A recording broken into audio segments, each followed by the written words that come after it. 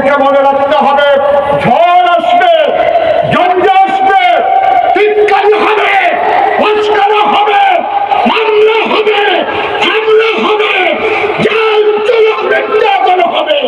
এই মুসলমান যদি দিন কায়েম করতে গিয়ে নিজের জীবন বিলিয়ে দিতে হয়, প্রয়োজনে জীবন দেব, ইমাম দেব না। মসজিদের মিম্বারগুলো থেকে দ্বীনের কথাগুলো বলা যেত না, মঞ্চগুলোকে রেস্ট্রিক্টেড করে দেওয়া হতো, এই কথা বলা যাবে, ওই কথা বলা যাবে না। আমাদেরকে নানানভাবে অপমানিত করা হয়েছে, লাঞ্ছিত করা হয়েছে, অথচ আমাদের মর্যাদা ১,৫০০ বছর আগে কোরআনুল কারীমের ঘোষণার মাধ্যমে আল্লাহ নির্ধারণ করে দিয়েছেন। আল্লাহ বলেছেন, কুল হাল ইয়াস্তাবিল্লাযীনা ইয়ালামুনা ওয়াল্লাযীনা লা ইয়ালামুন। হে রাসূল, আপনি বলে দিন, যারা জানে যারা জানে না, দুই দল কি সমান? কখনোই দুই দল সমান হতে পারে না। আমরা সেই উলামায়ে কেরাম এতদিন দ্বিতীয় শ্রেণীর নাগরিকে পরিণত হয়েছিলাম। আমরা উলামায়ে কেরাম শতকরা ৯২ জন লোক মুসলমানের দেশে আমরা মাথা উঁচু করে কথা বলতে পারিনি, আমাদেরকে কথা বলতে দেওয়া হয়নি, আমাদেরকে স্তব্ধ করে দেওয়া হয়েছিল। আজকে কুমিল্লা টাউন হল থেকে স্পষ্ট করে জানিয়ে দিতে চাই, যার মর্যাদা আল্লাহ নির্ধারণ করে দিয়েছেন, তাদেরকে ইচ্ছা করলেই দমিয়ে রাখা যায় না। প্রমাণ ঠিক কিনা বলে?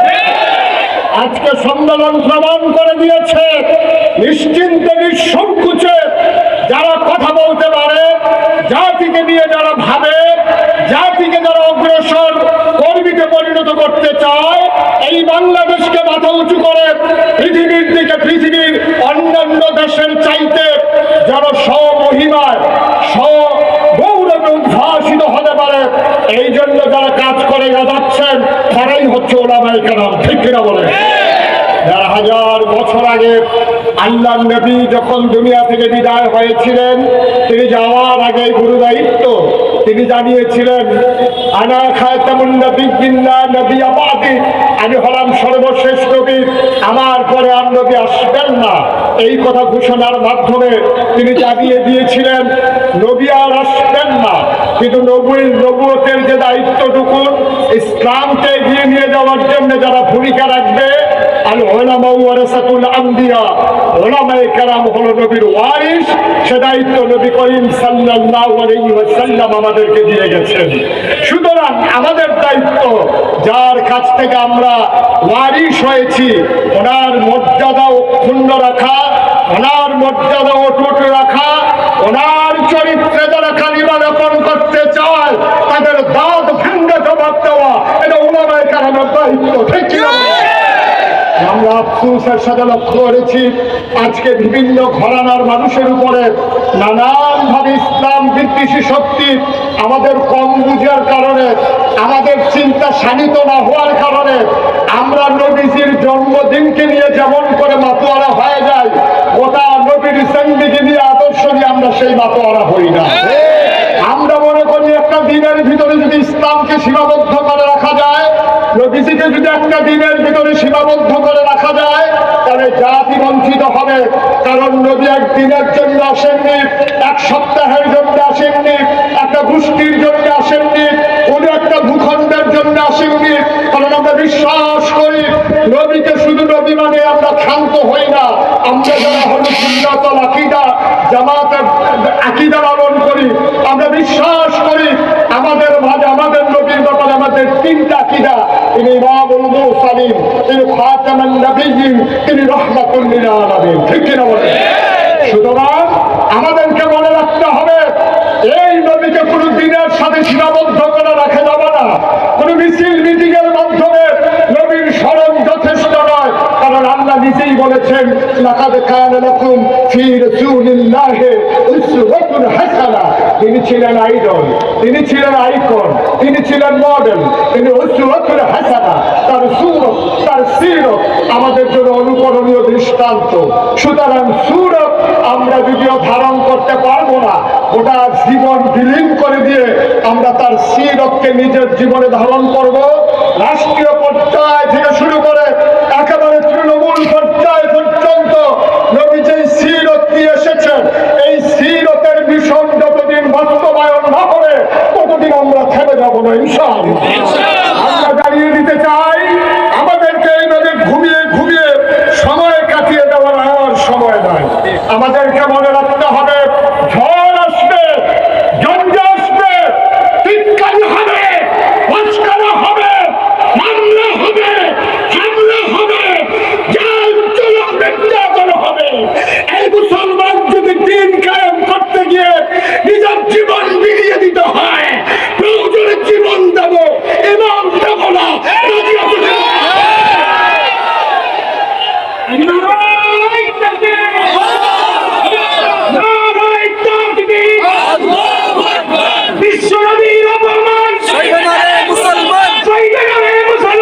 বিশ্ব নবীর অপমান দুনিয়ার মুসলিম এক হও এক হও জিহাদ করো দুনিয়ার মুসলিম সাবিলুনা সাবিলুনা আল জিহাদ আল জিহাদ আল জিহাদ আল জিহাদ সাবিলুনা সাবিলুনা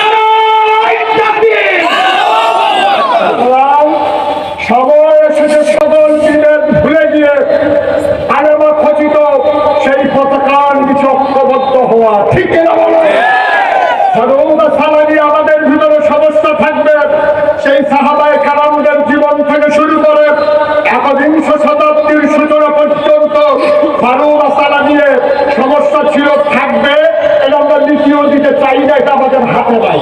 সুতরাং ফারুক সালানিয়া যতই শিক্ষায় ঝামেলা থাকো, এটা আমাদের আল্লাহের, আমাদের রবের, আমাদের নবীর, আমাদের কেতাবের, আমাদের কিবলার, আমাদের কাবার, এই ব্যাপারে আমাদের কোনো দ্বিমত নাই।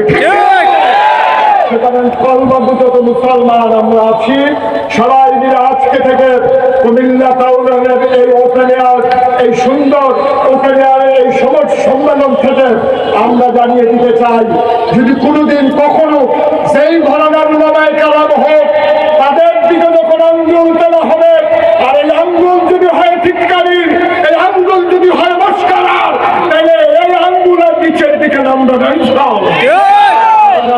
আমাদেরকে ১,৫০০ বছর আগে জাগিয়ে দেওয়ার জন্য জাগরণের কবি ফজলুল যেমন করে বলেছিলেন, আমি সেই আহ্বান জানিয়ে আমার কথা শেষ করতে চাই। কবি ফজলুল বলেছিলেন, রাত পোহাবার কত দেরি পাঞ্জেরি, এখনো তোমার আসমান ভরা মেঘে, সেতারা হেলাল এখনো উঠেনি রেগে, তুমি মাছ তুলে আমি তার টানি দুলে, অসীম কুয়াশা থেকে শূন্য থাকে রাত পোহাবার কত দেরি পাঞ্জেরি, দীঘল রাতের শান্ত সফর শেষে কোন দরিয়ার কালো দিগন্তে আমরা এসেছি, আমরা পড়েছি এসে ঘন সিয়া জেন্দেগানির বাপ তুলে মসিয়া ব্যথিত দিলে তুফান শ্রান্ত খাপ, অস্ফুট হয়ে ক্রমে ডুবে যায় জীবনের জয় বেরি, তুমি মাছ তুলে আমি তার টানি ভুলে, সম্মুখে শুধু অসীম কুয়াশা হেরি, রাত পোহাবার কত দেরি পাঞ্জেরি, গোটা জাতি যেন আমাদেরকে দেখে দেখে রাত পোহাবার অপেক্ষায় সে অমানিসাকে ভেদ করে পূর্ব দিগন্তে সেই সুবহে সাদেকের অপেক্ষায়, যখন প্রহর বলছে ৫ই আগস্ট আমার ছাত্র জনতা তার জীবন দিয়ে প্রমাণ করে দিয়েছে, রাত পোহাবার দেরি নাই, রাত পোহে গেছে, সূর্যকে মুখাদ্দের আকাশে নিয়ে আসতে হবে ইনশাআল্লাহ। দায়িত্ব পালন করবে ওলামায়ে কেরাম, এ দায়িত্ব পালন করবে নবীর যারা প্রকৃত আশায় তারাই। আসুন সবাই মিলে গর্জে উঠি, আসুন সবাই মিলে জানিয়ে দেন, আসুন সবাই মিলে জেগে উঠি, আমরা ছিলাম